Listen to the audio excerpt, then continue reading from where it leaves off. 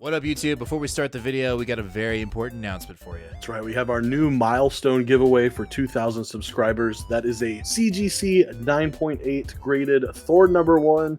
This cover is a Nick Klein sketch variant that is also signed by Donnie Cates.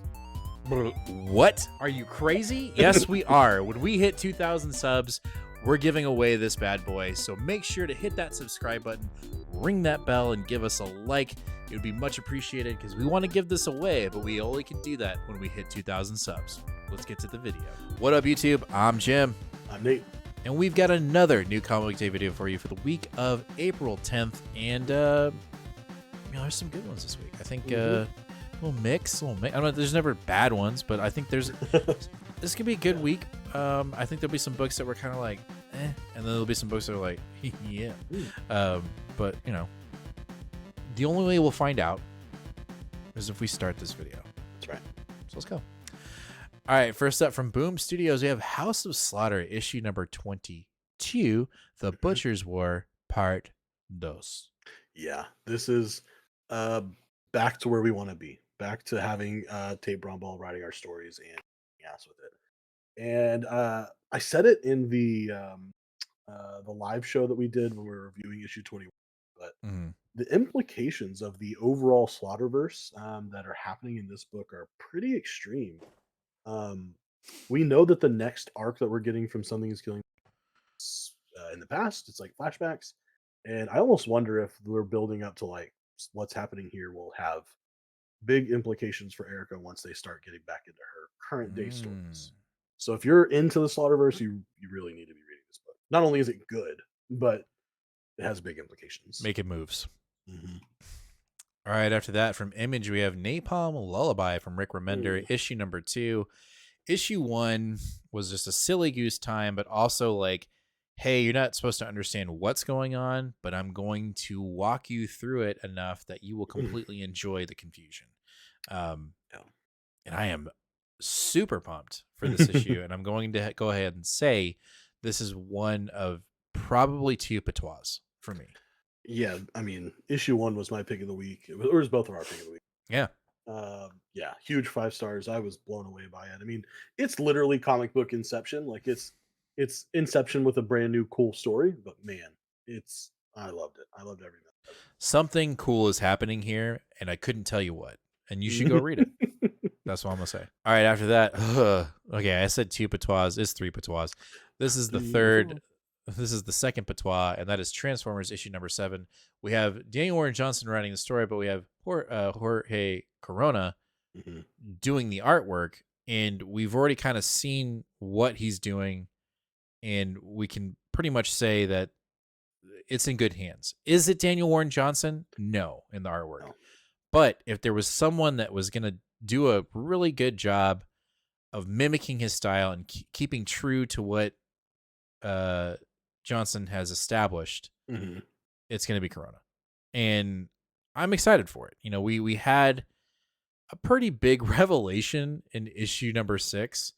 And so to see those implications being drawn out here, I think is a big deal. And this cover has also got me incredibly concerned for Soundwave, who is my favorite Decepticon. Yeah, there's a lot going on there. I'm actually really intrigued by who our mysterious allies are. The last line of the solicitation here is the Autobots learn they may have more allies than imagined. And I'm really hoping this is going to be some other tie-in from our stuff. Probably G.I. Joe, right? It's got to be G.I. Joe. There's no, I don't want to say there's no way, but I just can't comprehend what we've been doing over in Void Rivals just suddenly showing up. Not that I wouldn't be complaining about it. If anything, I'd be like, whoa, how did we get here? But it's probably safe to assume it's going to be the G.I. Joes, right? And there's nothing wrong with that. That's the whole point of this whole thing.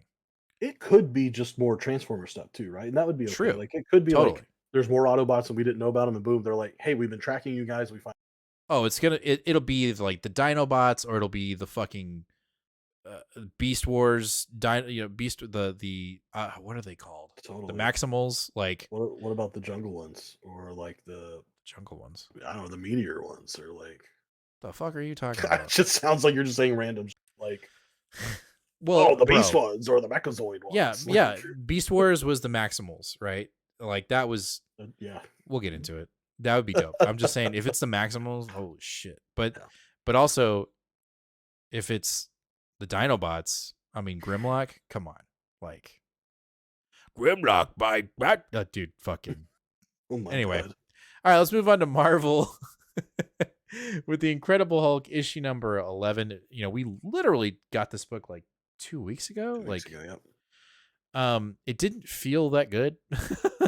um, so do we have the same artist as we did last issue? Yeah, it's the same. This is the final Uh, issue. So when their first issue that they were on was pretty good. Yeah. The most recent issue, not so good. And so I don't know. I think the highlights. This is really weird to say, but the highlight of this book, and it's a Philip Kennedy Johnson book, are the covers, because it's still Nick Klein. I don't know. I'm just gonna be neutral, gray. We'll see what happens. But I really wasn't happy with the most recent issue, so maybe we turn it around. I don't know. You know, we got this old grandma lady that eats people. Like, I just. Yeah. Oh. I need to catch up. I didn't actually get the Mm. previous issue. One thing I'm hoping for though, and this might be too much of a stretch or too much of an ask, but who should Hulk be running into while he's in New Orleans?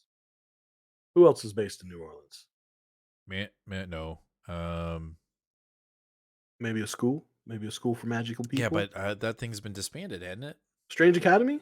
Yeah, No, it keeps we just had a little thing where they just popped up everywhere. It was like a that's Strange true. Academy, Strange Academy X-Men. I don't know. I mean, yeah, I would love that, but I'm not gonna get hopeful. Art problems aside, I'm very much enjoying this sort of New Orleans scary tactic.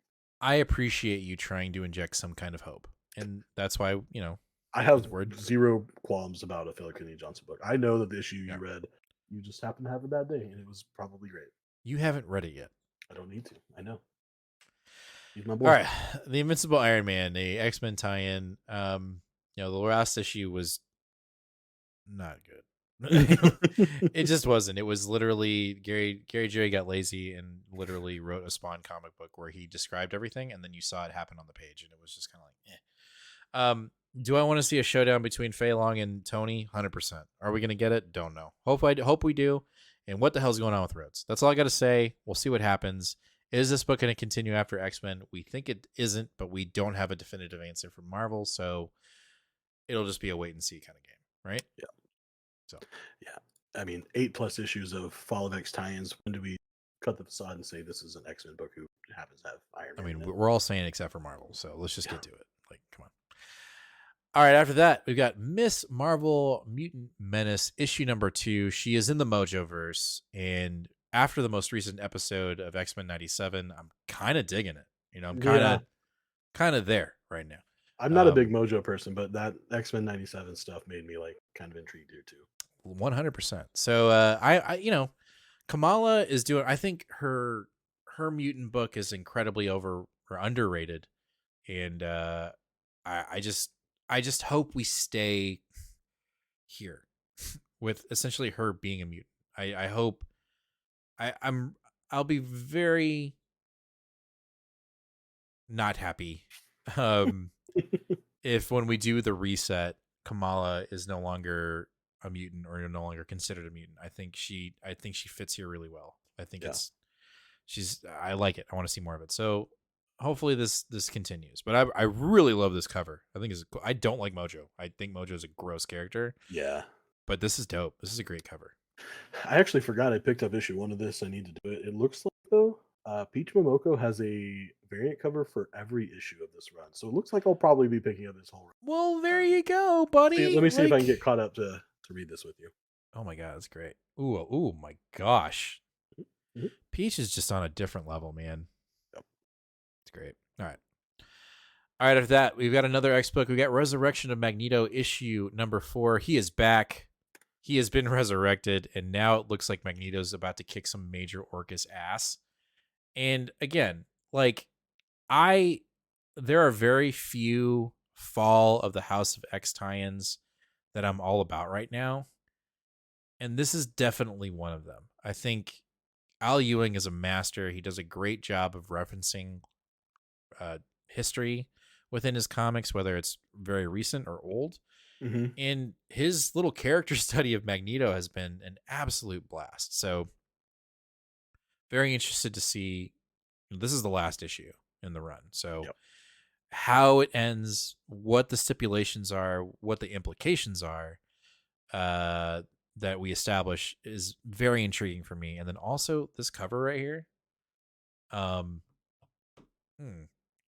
love it. I Oh yeah, that's pretty cool. might have to check that out. I mean, I haven't been one to buy extra covers lately, but this one might have to happen.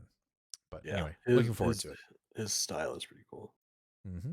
I'm curious on this one. Do you think at the end of this issue we see the re-radicalization of Magneto? Like he goes back to his OG form? No, No? no, because we know, unless it's a red herring, we know that Magneto is essentially. It seems like he's taking the reins on the X-Men because it looks like he's there. Yeah. But that being said, you know, mutants at the moment in X books are killing humans. Like there are no rules. So will Magneto be shredding some dudes? I think so. But I don't think we're going to see a complete 180 radicalization of Magneto and he's a villain again. I think he is going to be playing the role of supervisor, mentor, holding back, just like we're seeing in X-Men 97. I think he's going to be like that in the comics, just like he got in Krakoa. Like he, outside of going to Mars, like we'll talk about it. We'll talk about it on Sunday. I'm just diving deep. Like, Okay. All right, next up we have Ultimate X-Men issue number 2 from Peach Momoko. Absolutely fire cover. Again, if you went into reading this thinking you were going to get a normal run-of-the-mill standard X-Men book, then you're wrong. Yeah. She's doing her own thing like she always has, and that's okay. I mean, that's better than okay. It's what I want. And we're just telling a story here that she's gonna do on her own, and I'm here for it. And if you're not, then don't pick it up, but don't shit talk it either. God damn it. Yeah, this is the issue where we finally meet the big character who's been promoted with this May. She is kind of been the backbone of this relaunch, so I'm very curious to see how this character does and if she's interesting or if she falls flat or how it's gonna go. It's Peach, so I know it's gonna Yeah, no, like it's gonna be what's going on here. No, it's gonna be great, and we are devoted Peach Momoko fans, whether it's her artwork or her stories that she tells. And so, again, I said that I have 3 patois. This is going to be the 3rd, and I don't care. I'm not going to apologize for it. I'm going to do what I'm going to do. I don't give a fuck. Of course. Hey, I'm interrupting the video. It's only because I've got something really important to tell you. I know you know what we're giving away when we hit 2,000 subscribers. I gotta let you know about what we're giving away when we hit 1,250 subscribers. We're giving away this Uncanny X-Men #1 signed by Jim Chung, CVC grade 9.8.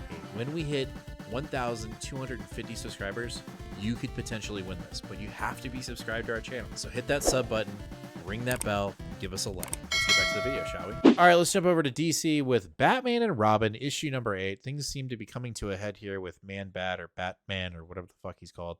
We got Flatline involved. Keep it up. This is the one Williamson book that I'm just like goo goo gaga for right now, outside of Green Arrow. And I hope it just continues because what we're doing here, outside of Bruce not being Bruce, is really good. And it really should say Robin and Flatline, not Batman and Robin. Right. I wish that was just the story. Like this book should have always been Williamson's Robin Volume 2, right? Like that run was great. We should have just kept doing that.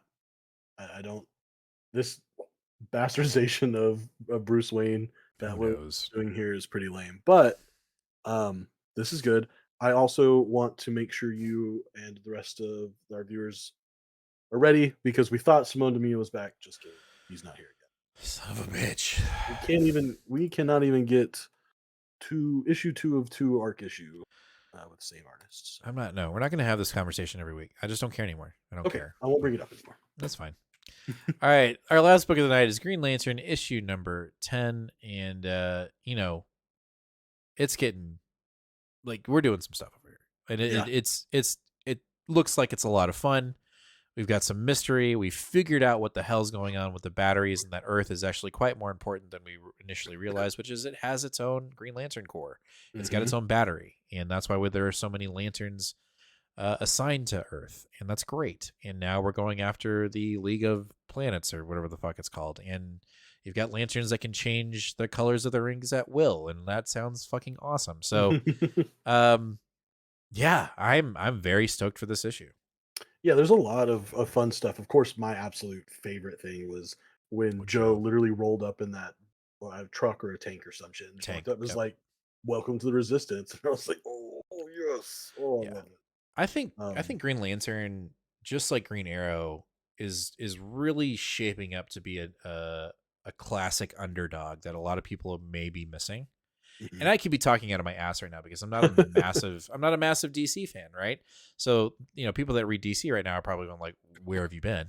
Right, we've been here the whole time.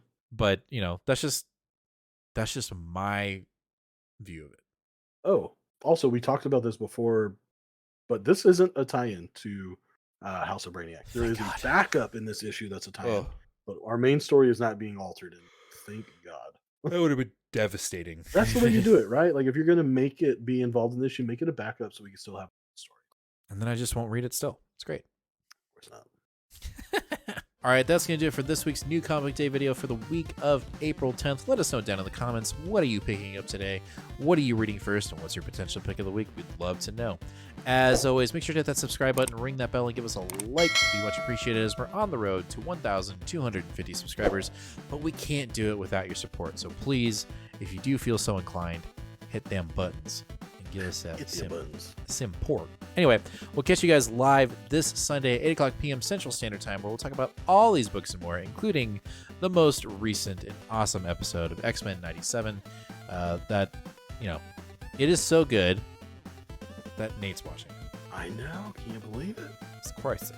Anyways, guys, we'll see you guys this Sunday. Be kind to one another and read more comics. Later.